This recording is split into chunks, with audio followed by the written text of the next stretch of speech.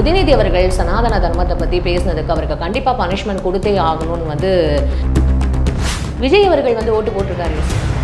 விஜய் என்ன அகில உலக தலைவரா? ரேவந்த் ரெட்டிக்கு அரசியல் அடிப்படை அறிவே இல்லைன்னு தான் எடுத்துக்கணும். தமிழ்நாட்டில் திராவிட இயக்கம் சனாதன எதிர்ப்பு இயக்கம். தமிழ்நாடு அரசியலை பற்றி சொல்வதுக்கு ரேவந்த் ரெட்டிக்கு எந்த அருகதையும் இல்லை, எந்த தகுதியும் இல்லை, எந்த அக்கறையும் இல்லை. சனாதன ஆதரவு விட்டீங்க, முஸ்லீம் வெளியேறிடுவாங்க. ஜெகன்மோகன் ரெட்டி இப்படி ஒரு சிலை வச்சுருக்காரு, 212 அடி உயரம் சிலை. யார் சிலை? அம்பேத்கர் சிலை. அம்பேத்கர் சனாதன எதிர்ப்பாளர், சாதி எதிர்ப்பாளர். இந்துவாக பிறந்து விட்டேன், இந்துவாக சாக விரும்பல. உழைக்கிறவன் கீழ் சாதி, உழைக்காதவன் மேல் சாதி. ஏன்னா சனாதன எதிர்ப்பு அரசியல் தான் ராகுல் காந்தி பண்ணுறது. ராகுல் காந்தி ஆர்எஸ்எஸ்க்கு எதிராக இருக்கார், மோடிக்கு எதிராக இருக்கார். மோடியை எதிர்த்தா தான் அண்ணன் ஆட்டுக்குட்டியை பிரியாணி போட்டால் தான் ஒரிஜினல் பிரியாணி பாயை ஓட்டு போடுவோம். அரசியல் சகஜமாப்பா, சாதாரணமாப்பா.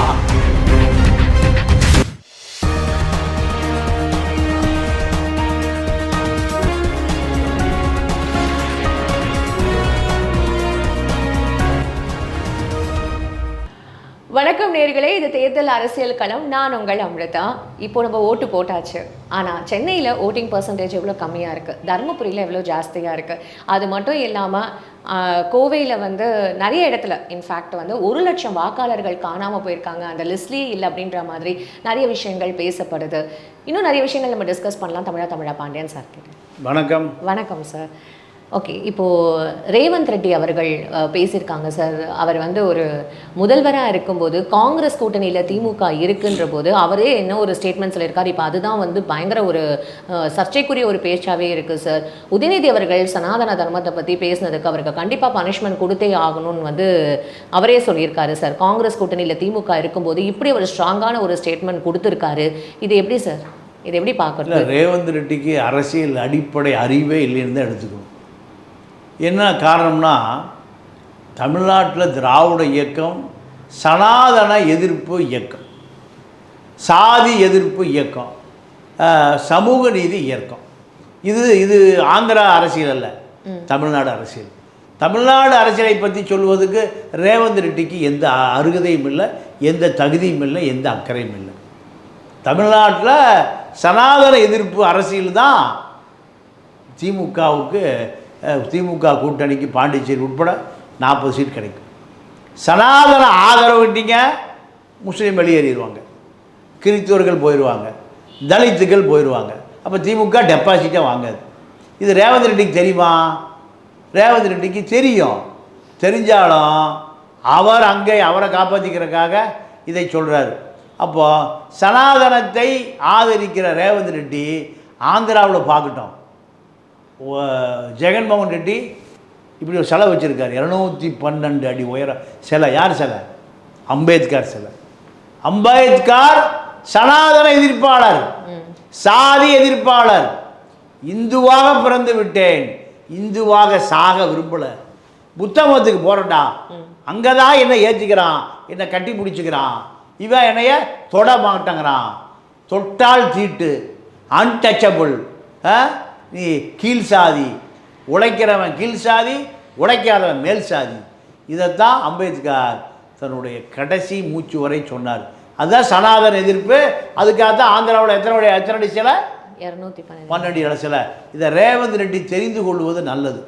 ரேவந்த் ரெட்டி அரசியலுக்கு லாயக்கற்றவர் என்பது இந்த சனாதன எதிர்ப்பு உதயநிதிக்கு தெரியலன்னு சொல்லுவது. நான் உண்மையாகவே ரேவந்த் ரெட்டியை பார்த்து இப்போ பரிதாபப்படுறேன். தெலுங்கானா அரசியல் நீண்ட நாள் முதலமைச்சராக இருக்க மாட்டார். ஏன்னா சனாதன எதிர்ப்பு அரசியல் தான் ராகுல் காந்தி பண்ணுறாரு. ராகுல் காந்தி ஆர்எஸ்எஸ்க்கு எதிராக இருக்கார், மோடிக்கு எதிராக இருக்கார். சிறுபான்மை மக்கள் பூரா வயநாட்டில் தலையில் தூக்கி வச்சு தான் கொண்டாடுறான். யாரை? ராகுல் காந்தி. ஏன்? சனாதன எதிர்ப்பாளர், பிஜேபி எதிர்ப்பாளர். ஆர்எஸ்எஸ் எதிர்ப்பாளர், மதவாதி எதிர்ப்பாளர், என்ஐஏ சிஐஏக்கு எதிரான தலைவர் யார்?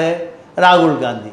இது தெரியாத ரேவந்த் ரெட்டி கண்டிப்பாக ஆந்திர அரசியலில் கடைக்கோடி பகுதியில் எங்கேயாவது காணாமல் போவார் கூடிய விரைவில். இதுக்கு என்ன சார் பதிலடி கொடுப்பாங்க? யார்? உதயநிதி ஸ்டாலின் அவர்களாகட்டும் இல்லை ஸ்டாலின் அவர்களாகட்டும் இதுக்கு என்ன வந்து ரிப்ளை கொடுப்பாங்க ரேவந்த் ரெட்டி? ஏன்னா கூட்டணி கட்சியில் வேறு இருக்காங்க. ஸோ இதுக்கு கண்டிப்பாக ஏதாவது ரிப்ளை கொடுப்பாங்களா இல்லை எதையும் கடந்து சென்று? இல்லை இல்லை, நீங்கள் ராகுல் காந்தி ரேவந்த் ரெட்டிக்கு ரிப்ளை கொடுத்துருப்பார். வாயை பிளாஸ்டிக் போட்டு ஒட்டிக்க, ஒட்டாமல் டெல்லி பக்கம் வந்துடாத, பிளாஸ்டிக் உடனே வாங்கி ஒட்டிக்க. ஏண்டா பல தொகுதிகளில் சிறுபான்மை மக்களுடைய வாக்கு வங்கி தான் காங்கிரஸ் அரசியல் தீர்மானிக்குது. அப்படி இருக்கும்போது இதை காலி பண்ணுற ரேவந்த் ரெட்டி அப்போ யாரோ உடைய பினாமியாக இந்த கூட்டணியை காலி பண்ணுறாரு. யார் அந்த பிளாக் ஷீப்? யார் அந்த கருப்பு ஆடு? ராகுல் காந்தி கண்டுபிடிக்க வேண்டிய தேவை இருக்குது ரேவந்த் ரெட்டியை. அதனால் ரேவந்த் ரெட்டி மிக தவறாக அவர் முன்னுதாரணமாக ஆகிவிட்டார். இப்போ இந்த கேள்வி நான் கண்டிப்பாக கேட்கணும் சார். இப்போது வந்து நேற்று ஓட்டிங் பர்சன்டேஜ் 7 மணிக்கு சரி நம்ம இங்கே தமிழ்நாட்டில் பார்த்தோம். ஆனால் ராஜஸ்தானில் 51% தான் சார் ரெஜிஸ்டர் ஆகிருக்கு. மகாராஷ்டிராவில் 55% தான். அது பீகாரில் 47%, யூபியில் 57% தான் சார் ரெஜிஸ்டர் ஆகிருக்கு. இதெல்லாம் கண்டிப்பாக நம்ம கவலைக்குரிய இடமா தானே சார் பார்க்க வேண்டியதாக இருக்குது. இது எப்படி இது வந்து நல்ல ஒரு சைனாகவே தெரியலையே. இப்போ இது என்ன ஆளுங்கட்சிக்கு அகைன்ஸ்டாக இருக்கிற மாதிரி தெரியலையே. அப்போ இது எப்படி சார் நம்ம பார்க்குறது? இப்போ பிஜேபி அகைன் கண்டிப்பாக இங்கே எல்லாம் வின் பண்ணிவிடுமா? இவ்வளோ பேர் ஓட்டு போடலையே. இல்லை, மகாராஷ்டிராவில் நீங்கள் பிஜேபி கூட்டணியான சிவசேனாவை உடைத்து சுக்குநூறு ஆக்கி அந்த மக்களுக்கு சரியான கோபம் பிஜேபி மேலே. ஏன்னா சிவசேனாவுக்கு இந்துத்துவ அரசியல் தான், அங்கே பெரும்பான்மை முஸ்லீம்கள் தான். அப்போது இந்துத்துவ அரசியலை விழுங்குற அரசியல் தான் மகாராஷ்டிரா அரசியல். மக்கள் அப்போ என்ன நினைக்கிறான்? பிஜேபி மகாராஷ்டிரா மண்ணின் மைந்தர் அரசியலை நீங்கள் குழி தோண்டி புதைக்குது. இதுதான் அங்கே அரசியல். சரி. பீகாரில் சனாதன எதிர்ப்பு அரசியல் அங்கே. ஆமாம். யூபியில் சனாதன அரசியல். ஆமாம். அப்போ அங்கேயே எவ்வளோ கம்மியாக தானே சார் ஓட்டு ரெஜிஸ்டர்? இல்லை, அதுதான் இப்போ என்ன காரணம் கேட்டிங்கன்னா, எதிர்கட்சிக்காரன் கண்டிப்பாக ஓட்டு போட்டிருப்பான், ஆளுங்கட்சிக்காரன் ஓட்டு போடலை, ஆளுங்கட்சிக்கு ஆதரவு நிலை இல்லை. அப்போது பிஜேபியுடைய நாட்கள் எண்ணப்படுகின்றன. நீங்கள் நேற்று டெல்லியிலேருந்து செய்தி, நார்த் அவனியூவில் ஃபைல்களெல்லாம் எரிக்கப்படுகிறது, ஃபைல்லாம் களவாடப்படுது. ஏன் பதட்டம்? மோடியுடைய ஆட்டம், ஆட்டங்காளி படுதாக்காளி. அங்கே ஒரு பிஜேபி வேட்பாளர் இப்போ பிற்படுத்தப்பட்டவர்களை மிக கேவலமாக ஆங்கிலேயருக்கு அவர்களை பெண்களை திருமணம் செய்து கொடுத்து சமரசம் செய்து கொண்டார்கள் இப்படின்னு பேசுனதுனால தலித்துக்கள் தான் வீரமாக இருக்காங்க, தலித்து ஓட்டு வாங்குறதுக்கு. இதை பேசணுன்னையும் அந்த சமூக மக்கள், பிற்படுத்தப்பட்ட சமூக மக்கள் பூரா போயிருக்காங்க, அந்த வேட்பாளரை மாற்றுங்கிறான் பிஜேபியில். அப்போது பிஜேபிக்கு இந்தியா முழுக்க எதிர்ப்பு அதிகமாயிட்டே வருது. இதனுடைய அளவுகோல் தான் வாக்குப்பதிவே நடக்கலை, வாக்காளர்களே வரல, பிஜேபிக்கு ஆதரவு களம் இல்லை நார்த் இந்தியாவில். இதுதான் உண்மை.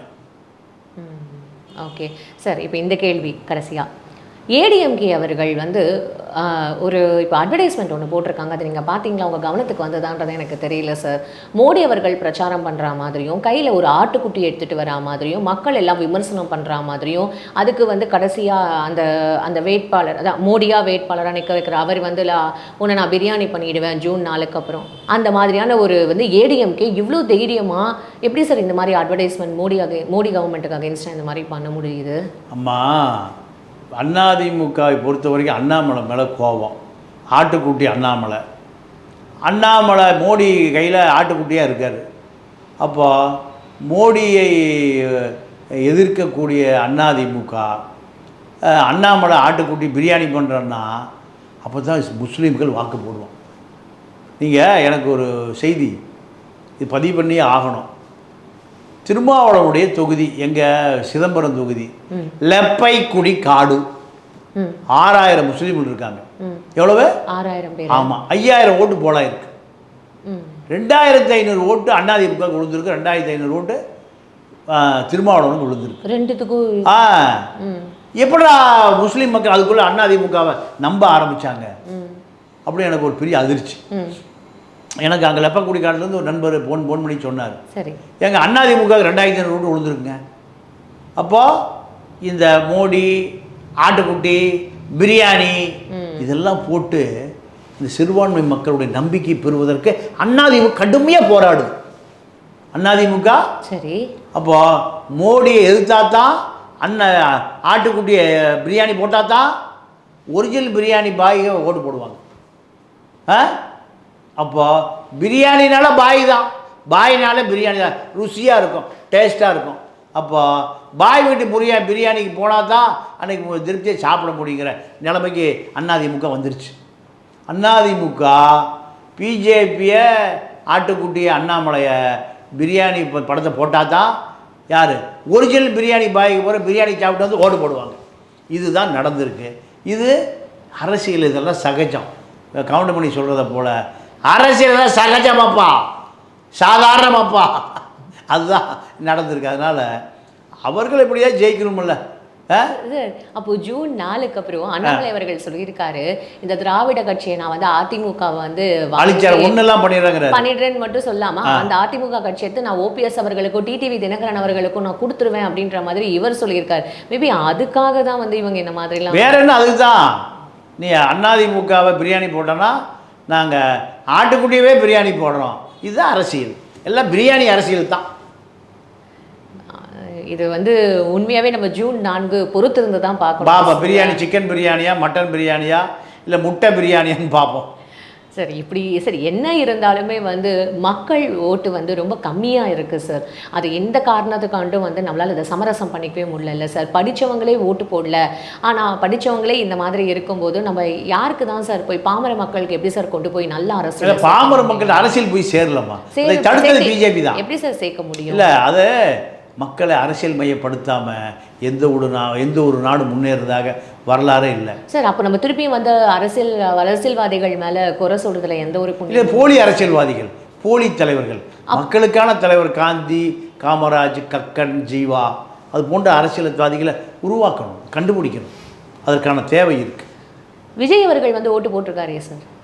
விஜய் என்ன அகில உலக தலைவரா சார்? இது நீங்க அவர் ஓட்டு போட மாட்டாருன்னு இல்லம்மா, போட்டா போட்டு போறாரு, போடாட்டி போடாம போய் போறாரு சார். ஏன் சார் அவர் வந்தா மட்டும் மக்கள் அவர் அவ்வளோ பேர் அவருக்கு வந்து அஜித் அவர்களும் செலிபிரிட்டி பப்பவே எடுப்போமே நம்ம, அஜித் அவர்களும் வந்து ஓட்டு போட்டாரு. ஆனால் அவருக்கு வந்து அவ்வளோ தூரம் வந்து ஒரு கூட்டங்கள் அவரை வந்து தொடுறதுக்கோ இல்லை அந்த மாதிரி பிரச்சனை கொடுக்கறதுக்கோ யோசிக்கல. ரஜினிகாந்த் அவர்கள் நம்ம சூப்பர் ஸ்டார் அவர்கள் ஓட்டு போட்டாரு, அவருக்கு எந்த ஒரு இதுவுமே இல்லை. ஆனால் விஜய் அவர்களுக்கு மட்டும் அவ்வளோ ஒரு பலத்த செக்யூரிட்டி, அவ்வளோ பேர் வந்து நெருக்கடி கொடுத்து அவரை தொடணும், அவர் கிட்ட போகணும், தலைவான்னு கத்துறதெல்லாம். அப்போ உண்மையாவே மக்களுக்கு அவர்கிட்ட பயங்கர ஆதரவு இருக்கிற மாதிரி தானே சார் நம்ம பார்க்கணும். ஆமாம்மா, நான் ஒரே ஒரு உதாரணத்தை மட்டும் சொல்லி முடிச்சுக்கிறேன்.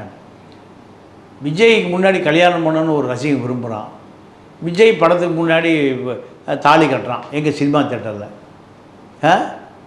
தேட்டரில் தாலி கட்டுறான் அந்த பெண்ணை கூப்பிட்டு வந்து. இது எப்படி எடுத்துக்கிறது? அசிங்கம் இல்லையா? கேவலம் இல்லையா? ஒரு இனா இவ்வளோ அசிங்கப்பட்டா நிற்கணும்? சினிமா கோயிலில் கட்ட வேண்டிய தாலியை, கடவுளுக்கு முன்னாடி கட்ட வேண்டிய தாலி எங்கே கட்டுறான்? சினிமா தேட்டரில் கட்டானே இல்லையா கடலூரில்? அப்போ அசிங்கம், கேவலம், கோடம்பாக்கம், கழிவறை, இதெல்லாம் அரசியலாக மாறுது. இது நாட்டுக்கு பெரிய பேராபத்து. உங்கள் பொண்ணான நேரத்துக்கு ரொம்ப நன்றி சார். நன்றி, வணக்கம்.